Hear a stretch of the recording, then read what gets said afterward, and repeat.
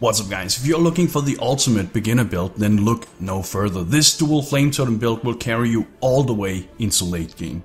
The build is viable for both softcore and hardcore gameplay, it deals a great amount of damage and has good survivability.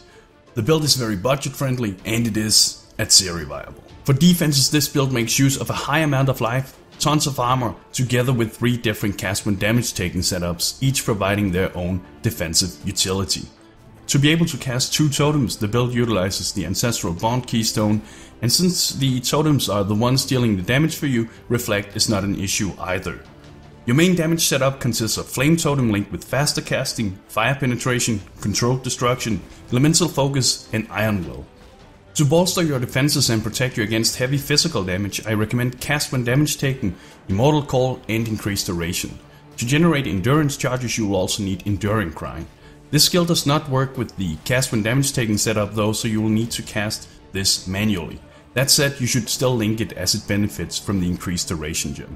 To further improve your defenses, you should add yet another 2 cast when damage taken setups. In the first one you need to place cast when damage taken, Arctic Breath, Greater Multiple Projectiles, and Chain.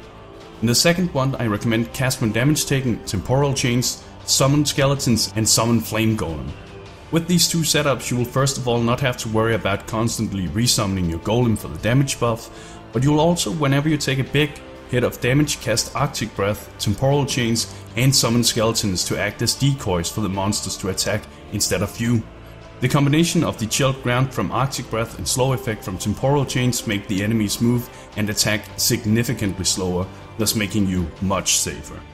To improve your mobility and damage, you need to link faster casting, flammability, and flame dash. Lastly, I'd suggest adding in ball haste and increased duration. In the last socket you should place Arctic armor, just make sure it isn't linked to increased duration as it will otherwise increase the mana cost of having it reserved. And yes, you will be reserving it on your life. The reason being that you will be able to mitigate more damage than the amount of life that it reserves, at least when you get into high level maps. If you want to invest into a few leveling items, I'd suggest grabbing yourself a Life Sprig and an Abereth's Horn Wand. As long as you add your Flame Totem together with added lightning and faster casting into the Life Sprig and use the Abereths in your offhand, you will deal a ton more damage early on.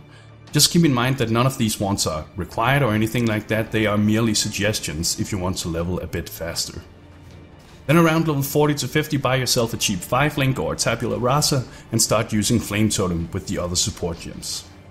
As for the skill tree, make it your first priority to grab Ancestral Bond, then head towards Blood Magic and pick that up.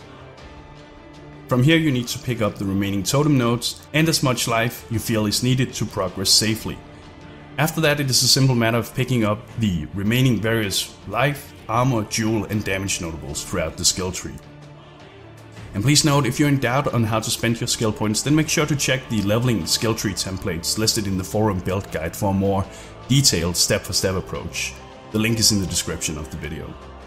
The Ascendancy class of choice for this build is the Chieftain.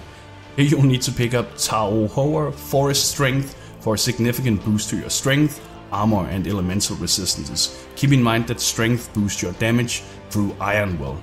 Besides that, I also recommend Arohungui, Moon's Presence, and Tukuhama, War Herald, primarily for a nice boost to your damage, but also to grant the totems the power of being able to taunt enemies, thus making you safer. As for the bandits, you need to help Oak on normal and kill them all on cruel and merciless difficulty. For your gear you primarily need to look for affixes such as increased spell and fire damage, cast speed, life and armor to make yourself more tanky, and of course enough elemental resistances so that you can be capped at 75% in merciless.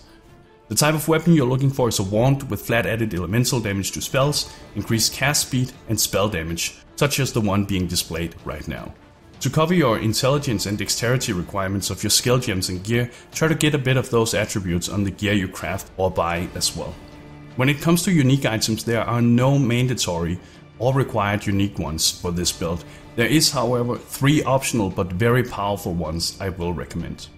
The first item is the Winds of Change gloves. Since Flame Totem is considered a projectile, it benefits greatly from the increased projectile damage and projectile speed.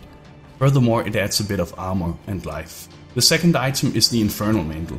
This unique chest will greatly increase your flame totem damage by adding an additional level to your fire gems and by increasing the amount of fire damage you deal.